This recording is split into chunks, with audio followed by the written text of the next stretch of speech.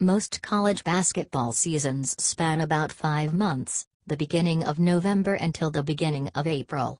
If you want to stretch the start a few weeks back to the beginning of practice, that's fine, too.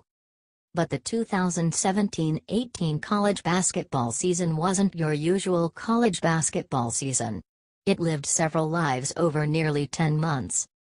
It began way back in early June, when Ohio State announced a last-minute news conference that Matta was stepping down as the coach of the Buckeyes. Matta choked up at the conference, and athletic director Gene Smith said that part of the reason was Ohio State wasn't winning the recruiting battles. It's clear this wasn't Matta's idea. Shortly thereafter, the Buckeyes tabbed Butler's Chris Holtmann as Matta's replacement. There was, of course, a few LaVar Ball sightings this season. And a wild run of number 1 teams. And a few phenomenal freshmen. But the story that hovered over college basketball like a dark cloud all season was the FBI investigation into fraud and corruption from late September, a story that touched several programs, coaches and players. But that wasn't even the first major story of the season. With all of the twists and turns from the past year, it's easy to forget even some of the bigger ones. From Matta to Sister Jean and everything in between, let's revisit the wild and crazy from the 2017-18 college basketball season. So many scandals. September 26, the FBI drops a bombshell on college basketball. Assistant coaches from Arizona, Auburn, Oklahoma State and Southern California were among 10 people arrested on charges of fraud and corruption in an investigation into college basketball and recruiting.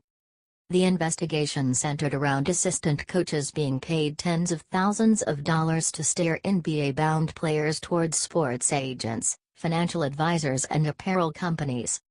The FBI also arrested 2 Adidas employees, a financial advisor, an AAU club president, a custom clothier, and recently fired NBA agent Christian Dawkins. "We have your playbook," FBI Assistant Director Bill Sweeney said at the time. "Our investigation is ongoing." The college basketball world is stunned. October 13, an NCAA investigation that originally began in 2010 finally ends. North Carolina avoids major sanctions in its academic fraud case.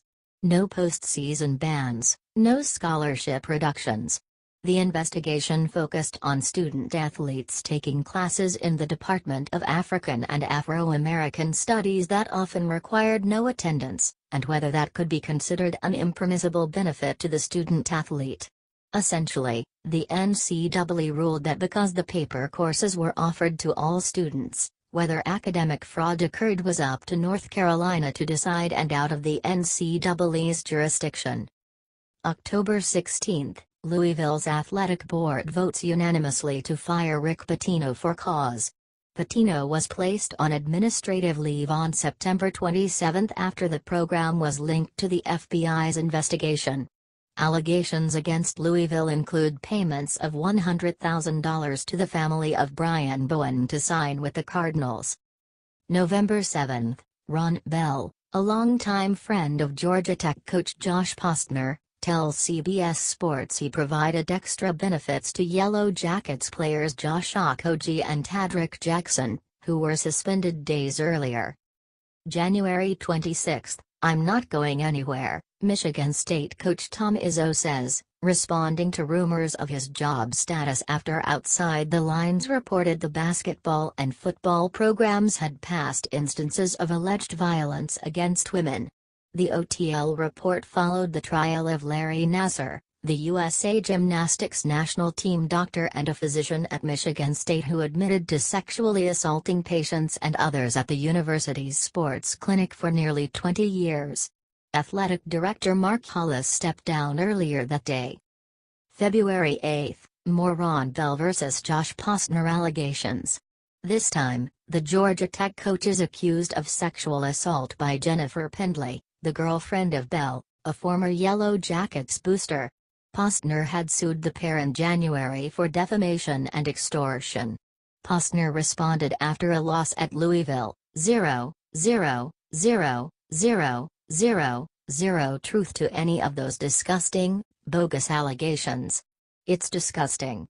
And there's zero, zero, zero, zero, zero, zero, zero, zero, zero, zero, zero truth to that.